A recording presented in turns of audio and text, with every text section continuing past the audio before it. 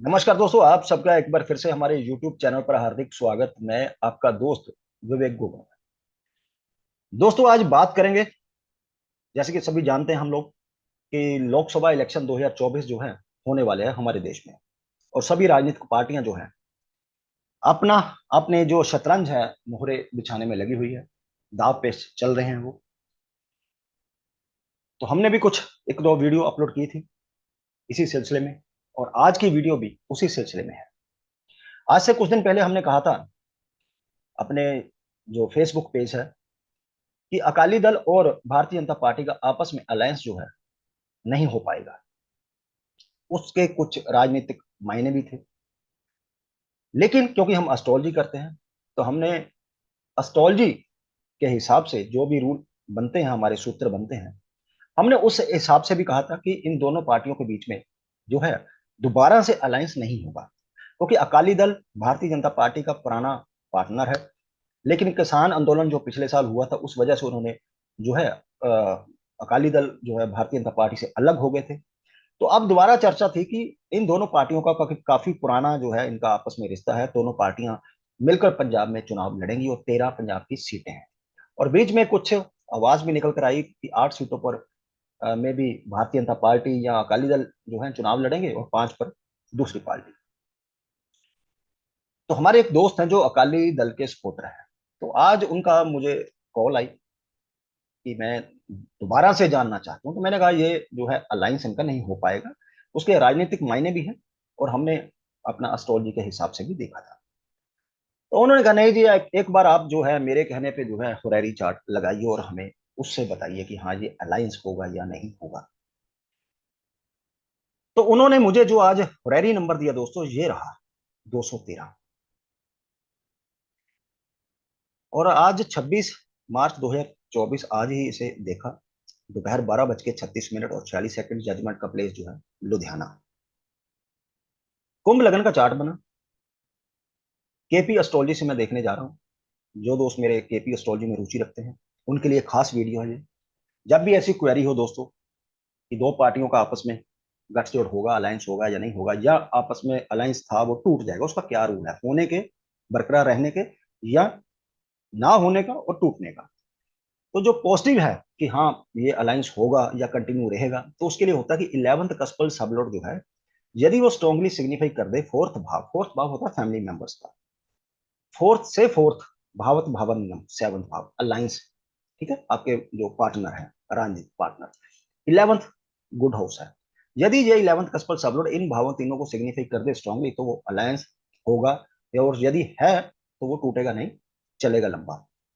लेकिन यदि 11th कस्पल सबलोड जो है वो फर्स्ट हाउस को, जो कि ईगो को दर्शाता है, 8th हाउस लड़ाई झगड़े को, और 12th हाउस जो है लॉस को दर्शाता है। यदि 11th कस्पल सबलोड फर्स्ट 8 एंड 12 को सिग्निफाई कर दे तो अलायंस जो है नहीं होगा। और यदि है और बीच में कुछ ऐसे ही न्यूज निकल कर आ रही है अलायंस टूटेगा या नहीं टूटेगा, तो वो टूट जाएगा जब दशा भुक्ति अंतर में ये स्ट्रांगली फर्स्ट 8 एंड 12 भाव को सिग्निफाई करे। तो यहां देखें यदि सैटर्न को, सैटर्न प्लेनेटरी पोजीशन में आप देख लीजिए पहले। राहु के, ज्यादा लंबी वीडियो नहीं बनाऊंगा। राहु के स्टार पर है, मून के सब पर है। राहु राशि चार्ट में सूर्य के साथ है। सूर्य यहाँ प्लेनेटरी पोजीशन में दिखाई नहीं दे रहा। मून को देखेंगे वो अपने ही स्टार पर है।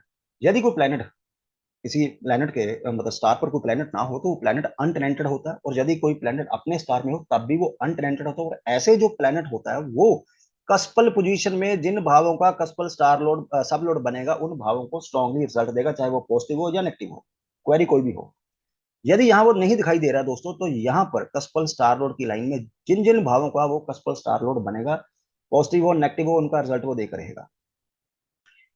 अब यदि यहां पर देखें जो मैंने एनालिसिस किया सुबह, ये देखिए सैटर्न राहु के स्टार पर है, मून के सब पर है। राहु हम जानते हैं, हर बार बात करते हैं कि जिस भी प्लेनेट के साथ होते हैं उसका रिजल्ट देते हैं, प्लस जिसके साइन में होते हैं वो उनका भी रिजल्ट देते हैं। तो सैटर्न की प्लेसमेंट फर्स्ट में है, 12th की ओनरशिप उसके पास है। राहु महाराज सेकंड में है। सूर्य जो है फर्स्ट में उसकी प्लेसमेंट है, 7th जो भाव है उसकी ओनरशिप है, अनटेनेंटेड है। और यहाँ देखेंगे कस्पल स्टार लॉर्ड बना वो 12th भाव का। राहु जुपिटर के साइन में है, जुपिटर थर्ड हाउस में है, 11th हाउस की ओनरशिप उसके पास है, ये रहा। मून 8th में उसकी प्लेसमेंट है, 6 की ओनरशिप है। यहां देखेंगे यदि आप 4th और 8th का कस्पल स्टार लॉर्ड बना, ये रहा एस्पेक्टेड बाय सन, सन के द्वारा वो उसको दृष्टि दे रहा, सन जो है। फर्स्ट में उसकी प्लेसमेंट है, 7th की ओनरशिप, 12th भाव का कस्पल स्टार लॉर्ड बना। यहाँ पर यदि देखें आप, पॉजिटिव भाव जो है 4, 7, 11 भी आ रहे हैं, नेगेटिव भाव फर्स्ट 8 एंड 12 भी आ रहे हैं, यानी कि 11th कस्पल सब लॉर्ड हमें पॉजिटिव और नेगेटिव दोनों चीजें दिखा रहा है। तो अब करें क्या? तो अब हमें दशा भुक्ति अंतर पर जाना पड़ेगा। ये रहा दशा भुक्ति अंतर। ठीक, मून की दशा चल रही है, सन की भुक्ति चल रही है, जुपिटर की अंतरा चल रहा है। मून को लेंगे, मून अपने स्टार पर है, सन के सब पर है। बात कर ही चुके हैं। मून 8 में उसकी प्लेसमेंट है, 6 की ओनरशिप है, कस्पल स्टार लॉर्ड बना 4, 8 का, स्टार पे अपने ही स्टार पे है। सन जो है वो फर्स्ट में उसकी प्लेसमेंट है, 7th की ओनरशिप है, 12th का कस्पल स्टार लॉर्ड बना और एक्सपेक्टेड बाय मून।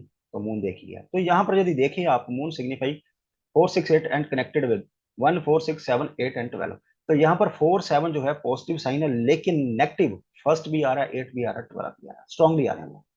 इसी तरह सन को देख लीजिए, सन को प्लेनेटरी पोजीशन में यहाँ देखिए इधर, सन जो है सैटर्न के स्टार पर है, मून के सब पर है, मून अनकनेक्टेड है। तो ये रहा सन। तो सन यहां पर यदि आप देखेंगे, सन भी 4 और 7th हाउस को, ये 4 ये 7th हाउस, इनको सिग्निफाई कर रहा है, लेकिन नेगेटिव फर्स्ट भी आ रहा है, 8 भी आ रहा है, 12 भी आ रहा है, यानी कि दशा लॉर्ड भुक्ति लॉर्ड दोनों जो है स्ट्रांगली जो है नेगेटिव जो है भाव, तीनों के तीनों उनको सिग्निफाई कर रहा है। लेकिन फिर भी हम आगे अंतर पर चलते हैं। अंतर 3 अप्रैल 2024 तक जुपिटर का रहेगा, गुरु का रहेगा। गुरु को अब देखिए तो कहाँ है गुरु? वीनस के स्टार पर, सैटर्न के सब पर। सैटर्न के स्टार पर सन भी है, इसलिए सैटर्न अपना रिजल्ट ना देकर दोस्तों राहु का रिजल्ट देगा, क्योंकि तो राहु उसका स्टार लॉर्ड बनता है। यहाँ पर जुपिटर हमारे पास यदि देखें, 4 भी आ रहा है, 11 भी आ रहा है, 7 भी आ रहा है, तीनों पॉजिटिव भाव आ रहे हैं, लेकिन साथ में नेगेटिव फर्स्ट भी आ रहा है और 12 भी आ रहा है। नेगेटिव 2 भाव आ रहे हैं, 3 पॉजिटिव भाव आ रहे हैं। तब इसका मतलब भी क्या समझे, होगा या नहीं होगा? क्योंकि दशा लॉर्ड और भुक्ति लॉर्ड स्ट्रांगली मना कर रहे हैं, लेकिन फिर भी पॉजिटिव 4 और 7 आ रहे हैं दोनों में। और लास्ट अंतरा लॉर्ड देखें तो यहाँ पर भी जो है 2 नेगेटिव आ रहे हैं और तीनों के तीनों पॉजिटिव आ रहे हैं। तो अब यहाँ पर हम रूलिंग प्लैनेट की हेल्प लेंगे। रूलिंग प्लैनेट देखा तो यहाँ पर रूलिंग प्लैनेट हमारे पास Sun, Moon, Mars, Mercury, Jupiter, Rahu और केतु, ये सभी रूलिंग प्लैनेट आ रहे हैं। हाउस सिग्निफिकेटर निकाले हमने 4, 7, 11, इसलिए निकाले क्योंकि उनका जोर था कि हाँ दोनों का अलायंस होगा या नहीं होगा, वो इस चीज को पूछने में काफी इंटरेस्ट रखती थी। तो यहाँ पर मैंने 4, 7 और 11 इनके हाउस सिग्निफिकेटर निकाले। तो house significator Sun, Moon, Jupiter, Rahu, Venus, Ketu जो निकले, तो इनमें से मैंने दोनों में से कॉमन निकाला। अब कॉमन देखेंगे तो सन दशा लॉर्ड है, मून दशा लॉर्ड है, सन जो है भुक्ति लॉर्ड है, जुपिटर जो है अंतरा लॉर्ड है। तो क्या ये अलायंस जो है दोनों पार्टियों को होगा? उसके लिए हम देखेंगे गोचर। हमेशा मैं कहता हूँ केपी एस्ट्रोलॉजी करने वालों को कोई भी क्वेरी हो, किसी भी भाव से संबंधित हो, पहले तो उस प्राइम हाउस को देखिए, यहाँ कस्टो पोजीशन में क्या है। यदि यहीं पे वो हमें क्लियर हो जाता तो आगे दशा भुक्ति देखना नहीं होता। यदि यहाँ क्लियर नहीं होता तो दशा भुक्ति पे जाइए आप। दशा भुक्ति पे जाने के बाद मैंने यहाँ पर देखिए अभी जुपिटर तक ही लिया है, सैटर्न को मैंने साथ में नहीं लिया, ना मैंने मरकरी को लिया, क्योंकि मरकरी रहेगा 27 मई 2024 तक, लेकिन 4 जून को रिजल्ट आ जाएगा। ये दोनों मैंने इसलिए नहीं आगे कंसिडर किया क्योंकि यहाँ पर कॉमन में ये दोनों नहीं आ रहे, जुपिटर आ रहा था, इसलिए मैंने सिर्फ जुपिटर तक ही लिया। अब देखिए गोचर, सूरज जो है आज मीन राशि में गोचर कर रहा है यहाँ पर, और शनि के स्टार पर गोचर कर रहा है। अब रूल ये कहता है गोचर को मिलने का कि जो ये हमारे पास रूलिंग प्लेनेट हैं, या तो यहाँ पर ये अपीयर होना चाहिए, ये साइन लॉर्ड सन का और स्टार लॉर्ड, या फिर जो दशा भुक्ति अंतर चल रहा है यहाँ पर ये दोनों अपीयर होने चाहिए। अब गुरु को देखेंगे, गुरु जो है रूलिंग प्लेनेट में भी आ रहा है और हमारे पास जो है वो अंतरा लॉर्ड भी आ रहा है, लेकिन सैटर्न जो है हमारे पास ना तो रूलिंग में आ रहा है, ना ही दशा भुक्ति अंतर में आ रहा है। अब इसके बाद सूर्य जो है शनि के बाद बुध के नक्षत्र पर जाएगा, क्योंकि 3 नक्षत्र होते हैं मीन राशि में। ठीक है, तो जुपिटर का, सैटर्न का और मरकरी का। अब मरकरी के जब नक्षत्र पर जाएगा, मरकरी जो है यहां पर कॉमन में आ नहीं रहा, इसलिए हमें ये मीन राशि छोड़नी पड़ेगी, उसका सीधा हम जाएंगे मेष राशि पर, यानी कि जब सूर्य 14 अप्रैल को मेष राशि में यहां पर जाएगा। लेकिन मेष राशि का स्वामी मंगल जो है, ना तो वो कॉमन में आ नहीं रहा यहाँ पे, तो इसलिए जब नहीं आ रहा तो हम आगे उसको पूरा का पूरा गोचर जो 1 महीने का रहने वाला है, अप्रैल से 14 या 13 मई तक, तो हम कहेंगे भाई ये जो है गोचर नहीं मिल रहा। उसके बाद वो जाएगा वृषभ राशि में। लेकिन यदि वृषभ राशि भी देखें, वो भी यहाँ पर कॉमन प्लैनेट्स में नहीं आ रहा, अपीयर नहीं हो रहा। तो मई से जून, तो 4 जून को रिजल्ट ही आ जाएगा भाई। तो इसलिए हम ये कहेंगे कि इस जो क्वेरी उन्होंने लगवाई, इसमें गोचर जो है बिल्कुल डनाई कर रहा है इस बात को कि दोनों पार्टियों के बीच में आपस में जो है अलायंस दोबारा से होगा। ठीक है। अब चलिए एक और मुद्दे पर। ये रहा दोस्तों हमारे देश का चार्ट। वृषभ लग्न चल रहा है। यदि आप एस्ट्रोलॉजी जानते हैं, आपको सभी को पता कि इस समय 10th भाव में मंगल और शनि का गोचर हो रहा है, और दोनों का एस्पेक्ट महारथियों का 4th भाव पे जा रहा है, जो हमारा सुख स्थान है। वहां पर सिंह राशि पड़ रही है। ठीक है। और ये भाव जो है 4th, फैमिली मेंबर्स का होता है, जो जिनके साथ आप अपना गठजोड़ करने जा रहे हो या जो आपके पुराने सहयोगी थे। तो यहां पर दोनों एक मेलेफिक प्लेनेट का एस्पेक्ट जाना तो 4th भाव के लिए तो अच्छा नहीं। दूसरी बात, शनि यहाँ गोचर कर रहा है, और जन्म का चंद्रमा तीसरे भाव में है। तो यहां से ये 8th भाव बनता है। यानी भारत के चार्ट में भी अभी शनि का ढैया चल रहा है, और 4th भाव जो है अफेक्टेड है। और जो ये भारत की कुंडली है, ये सत्ता पक्ष के लिए देखी जाती है। चाहे बीजेपी वाले कुर्सी पर बैठे हो या कोई भी पार्टी एबीसी उस समय सत्ता में हो, ये उसके लिए देखी जाती है।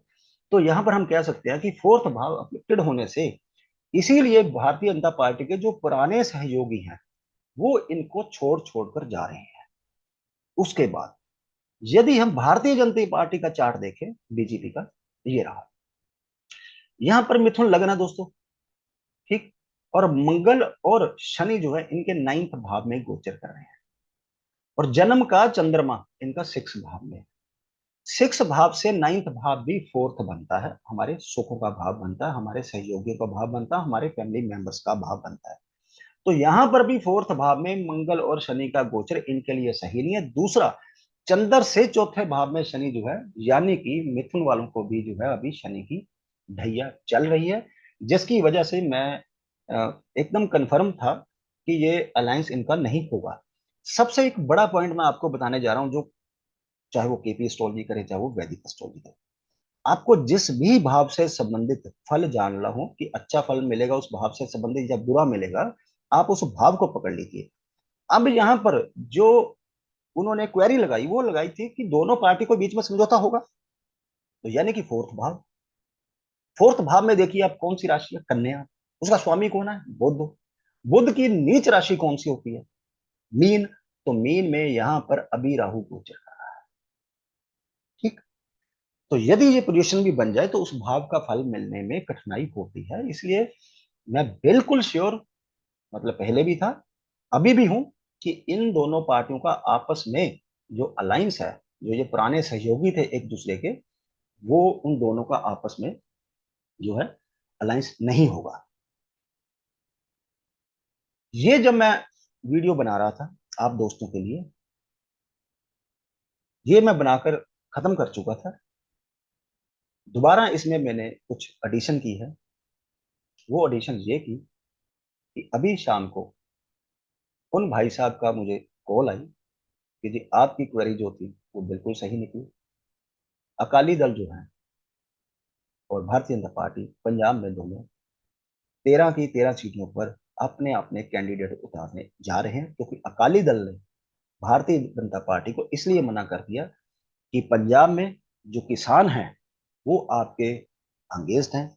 इसलिए हम आपसे जो है ये राजनीतिक समझौता या गठजोड़ या अलायंस जो है नहीं करने जा रहे हैं। तो दोस्तों ये थी आज की वीडियो। आशा करता हूँ ये वीडियो आपको अच्छी लगी तो प्लीज लाइक कीजिए, शेयर कीजिए, कमेंट बॉक्स खुला है, आप अपने विचार वहां पर रख सकते हैं। और जल्दी ही मिलते हैं एक नई जानकारी के साथ। तब तक के लिए दोस्तों नमस्कार।